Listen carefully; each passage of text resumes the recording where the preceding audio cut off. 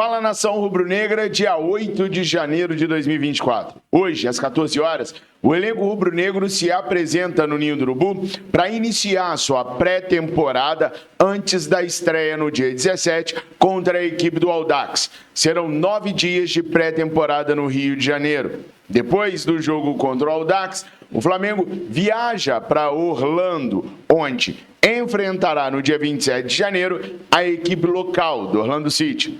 Por coincidência, o River Plate também fará sua pré-temporada lá em Orlando e não está descartado um amistoso entre Flamengo e River Plate durante esse período. Nicolás de la Cruz, que foi recém-contratado da equipe argentina, não se reapresenta junto com a equipe rubro-negra hoje. O atleta deve chegar amanhã no Rio de Janeiro e ser apresentado à nação rubro-negra apenas nesta quarta-feira.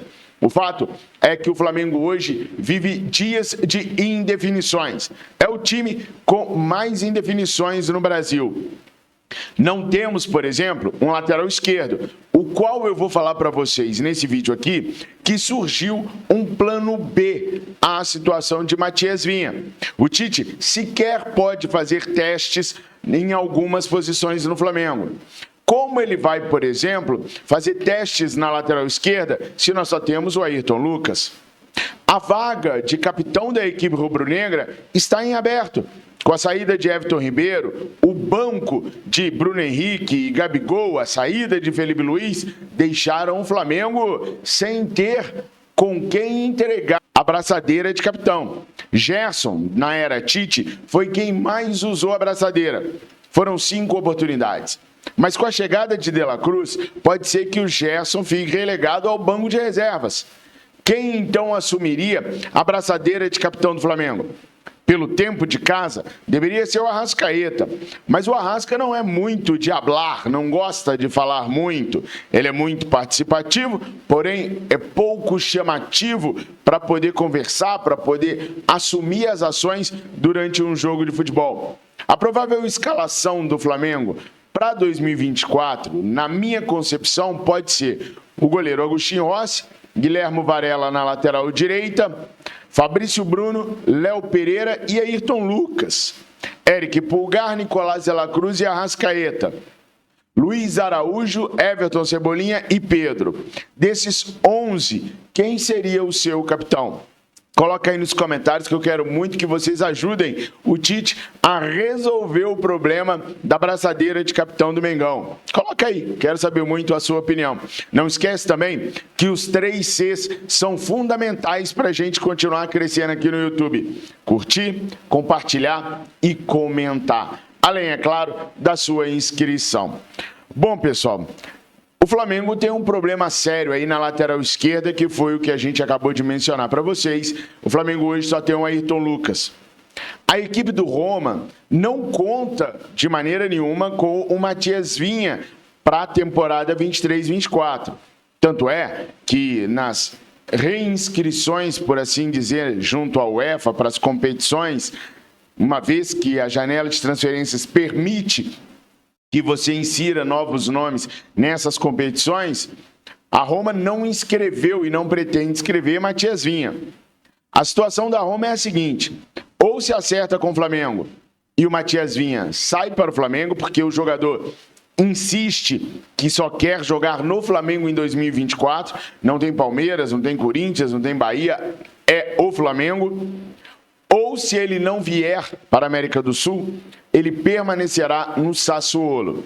O Sassuolo estima que ainda leve de 1 semana e meia a 2 para que o Matias Vinha, que foi titular absoluto da equipe italiana na temporada 23-24, retorne aos gramados. O Sassuolo bateu o Fiorentina esse final de semana por 1-0 e o Vinha não esteve entre os relacionados.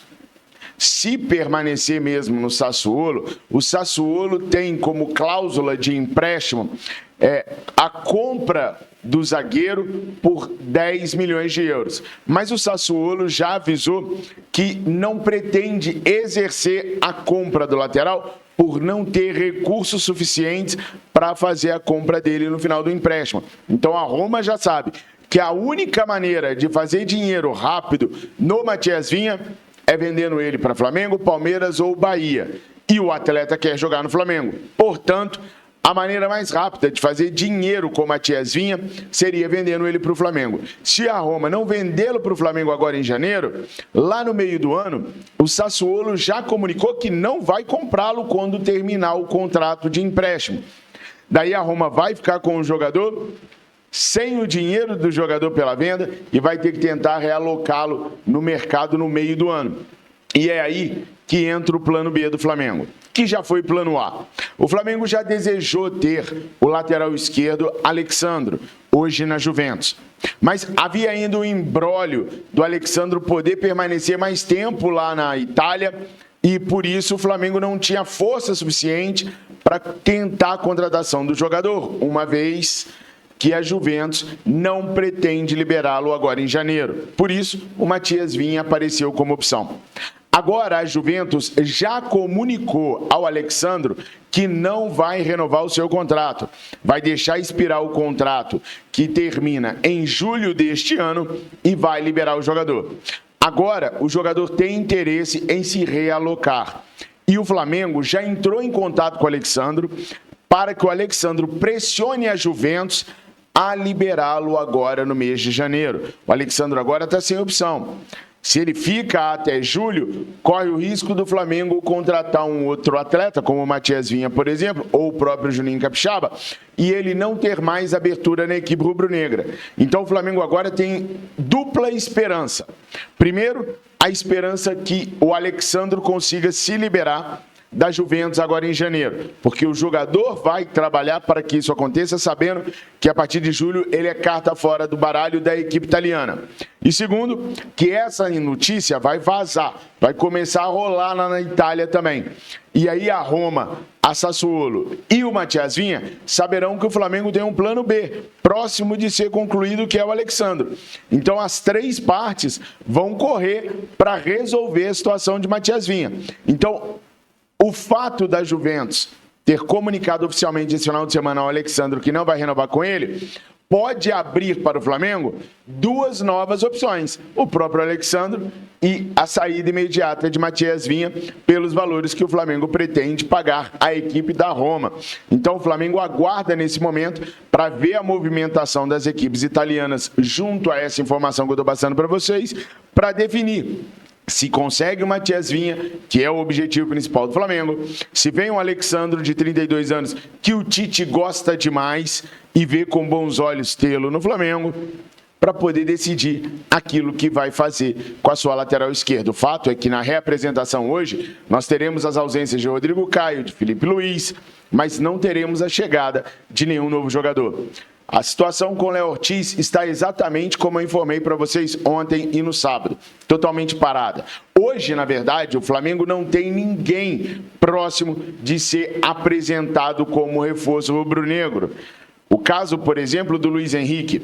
O Flamengo segue tentando as contratações de Evander e Luiz Henrique, só que com a confirmação da venda do Arthur para o Zenit por parte do Palmeiras, o Palmeiras já entrou em contato com o Betis para saber se o Betis teria interesse em emprestar o Luiz Henrique com a obrigação de compra nos valores de 15 milhões de euros. Segundo a imprensa espanhola, o Real Betis teria descartado o empréstimo com obrigação de compra, mas teria acenado com a possibilidade de baixar o valor de 18 para 15 milhões de euros, caso o Palmeiras se interesse em ter o jogador neste momento. Ou seja, ou o Palmeiras, mais uma vez, está entrando no negócio para dificultar a vida do Flamengo, ou o Palmeiras está na frente, nesse momento, de Flamengo e Fluminense pela contratação de Luiz Henrique, o que muitos torcedores rubro-negros vão se sentir aliviados pela entrada e pela concorrência do Palmeiras, porque não querem o Luiz Henrique, porque o Luiz Henrique já cansou de falar que não quer o Flamengo, que gostaria de voltar para o Fluminense. Agora, ir para o Palmeiras é outros 500. O Palmeiras não é um adversário direto, não é o rival da equipe do Fluminense. Assim como o Vasco é rival do Flamengo. E o próprio Evander já disse querer voltar para o Vasco e não jogar em nenhum rival. Tudo bem, essa declaração do Evander já tem um certo tempo que aconteceu, mas era o desejo sincero do atleta. O Flamengo segue junto ao Portland Timbers, tentando a liberação do jogador, tentando chegar a um acordo para ter o jogador. Internamente, há muita resistência ao nome do Evander, principalmente pelos altos valores pedidos pelo Portland Timbers, 8 milhões de euros. A cúpula de futebol do Flamengo entende que pode conseguir jogadores melhores, mais formados do que o Evander, ou mais bem formados futebolisticamente falando que o Evander, para trazer para o Flamengo sem que haja uma rejeição muito grande da torcida rubro-negra. A diretoria de futebol do Flamengo vem se reunindo periodicamente, seja por conferência via telefone, seja presencialmente. Hoje vai haver uma nova reunião entre a diretoria de futebol do Flamengo, o conselhinho, né? E aí eles vão traçar aquilo que vai ser feito a partir de agora para intensificar as negociações por reforços. O Tite vai estar no Ninho do Urubu hoje, logo pela manhã. Daqui a pouquinho, o Tite já estará no Flamengo. E aí, vai rolar reuniões com Bruno Spindel e com Marcos Braz para conversarem sobre os reforços. O fato é que o Tite está frustrado, sim, com a falta de anúncios dos reforços que ele gostaria que chegassem hoje na apresentação do elenco. Ele entende que a movimentação do mercado é complicada, mas ele esperava que o Flamengo, por ter o tamanho que tem e pelas conversas que teve com o Braz e com o próprio Rodolfo Landim quando da sua contratação, que o Flamengo tivesse menos dificuldades do que uma equipe comum do mercado sul-americano tem. O Flamengo enfrenta hoje as mesmas dificuldades de um time sem dinheiro, gente. Assim como o Vasco, o Botafogo, o Avaí, o Figueirense, o Cruzeiro tem dificuldade para poder contratar porque não tem dinheiro, o Flamengo está enfrentando as mesmas dificuldades endinheirado. E é isso que está frustrando o técnico Tite. De qualquer forma, o Flamengo segue no encalço pelo Léo Ortiz, segue no encalço pelo lateral esquerdo, mas daquela maneira, dependendo do que os jogadores e os seus staffs produzirem junto às suas equipes para conseguir fazer com que caia um reforço no Flamengo. A lateral esquerda me preocupa, sim, mais do que qualquer outra posição, pelo simples fato da gente não ter absolutamente ninguém para compor aquele setor com Ayrton Lucas. E isso, gente, me desculpem falar, é amadorismo, sim. Você não pode se reapresentar, você não pode iniciar o trabalho sem peças em algumas posições. Você pode até não ter todos os reforços à disposição, mas ter falta de jogador em determinada posição é de um amadorismo ímpar. Concordam comigo ou não? Coloque aí nos comentários, por favor. Não esquece que quanto mais você comentar, mais eu vou conhecer a sua opinião sobre as coisas que acontecem no Flamengo. Além, é claro, de você estar nos ajudando no engajamento aqui dentro do Twitter. Curta, compartilhe e comenta. Se inscreva.